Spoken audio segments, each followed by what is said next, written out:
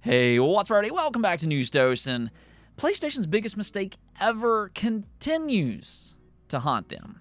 I mean, if only the signs had been there all along. Oh, wait, yeah, they were, and we're going to get into all of that today, as well as some big-time news for the Nintendo Switch 2.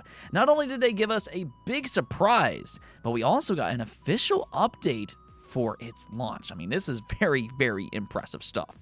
First, though, I do want to thank my supporters on Patreon and on YouTube memberships. Thank you just so much for what you do, and I truly do appreciate each and every one of you. Let's go get right into things, though, starting off with MindsEye. Now, this is a brand new IP from Build a Rocket Boy, and I mean, when it was originally announced, it actually looked very promising. It was more or less compared to Grand Theft Auto, in part because of Leslie Benzies. His name was plastered all over this game, which, of course, he's been a big part of Rockstar and the Grand Theft Auto series. So there was this idea that he was going to take this brand new studio and be a part of another top-tier experience. But unfortunately, that's not really how it played out. In reality, it doesn't seem like it's great at all. It's really barely a functional game at that, which is why it currently has a 40% approval rate on Steam. Yeah. Players are complaining about a laundry list of problems, including its performance, a Vaseline-like filter, bad AI, bizarre gunfights, no criminal system, and the list just goes on and on and on. It really just kind of seems like this game was rushed out, and I'm very curious as to why this happened in the first place.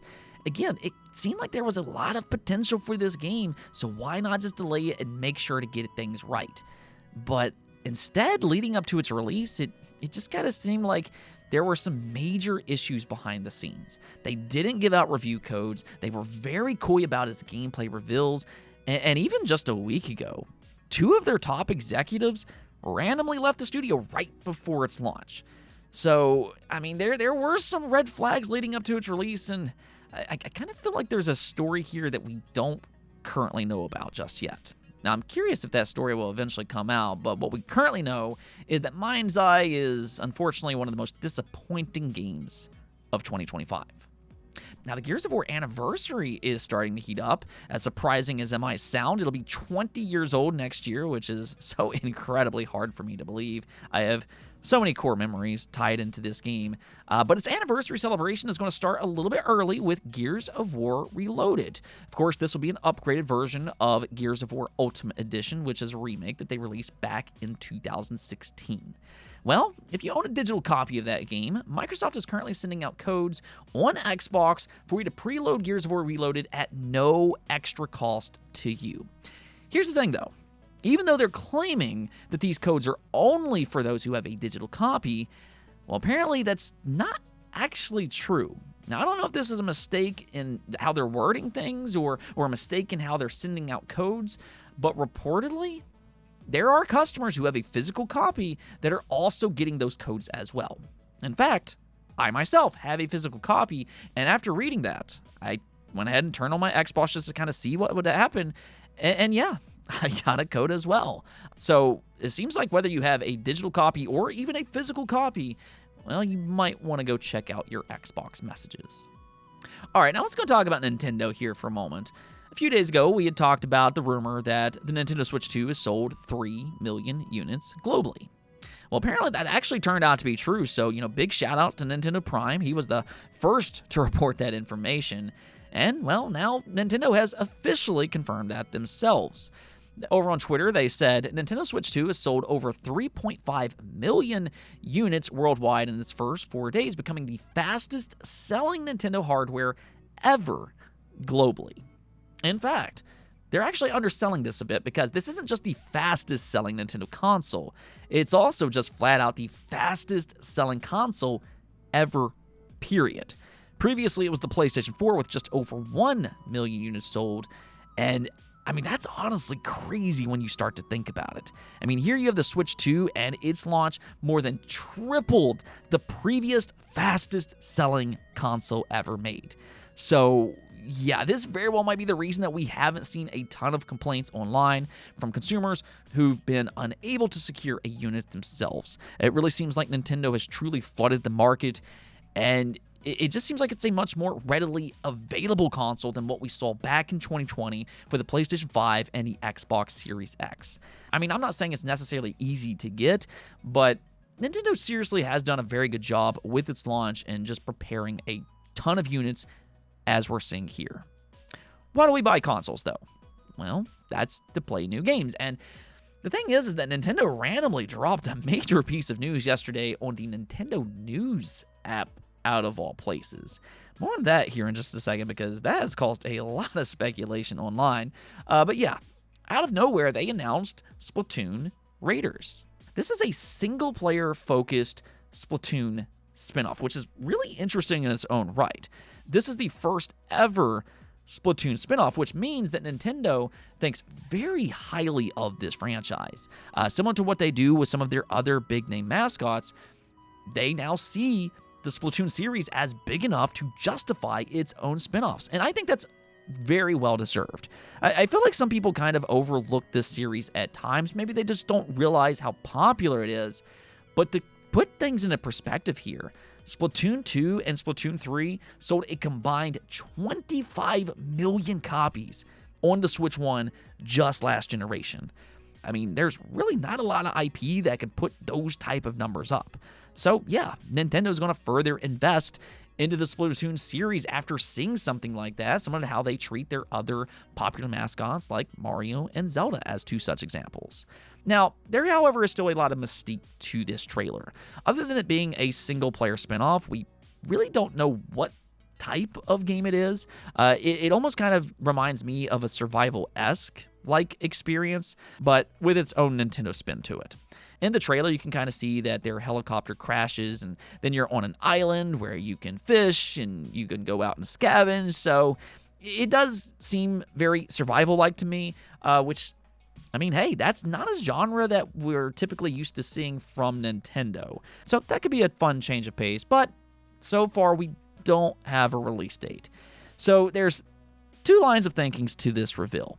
On one side, the fact that they revealed a brand new Switch 2 exclusive via the Nintendo News app, out of all places, has caused some people to speculate that we won't get that typical June Nintendo Direct, as we sometimes do.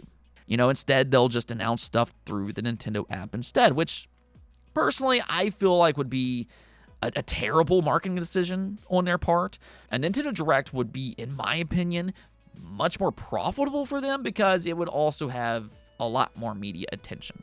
However, the fact that this trailer doesn't include a release date has also led other people to believe that there will be a Direct where we get more specific information just like that.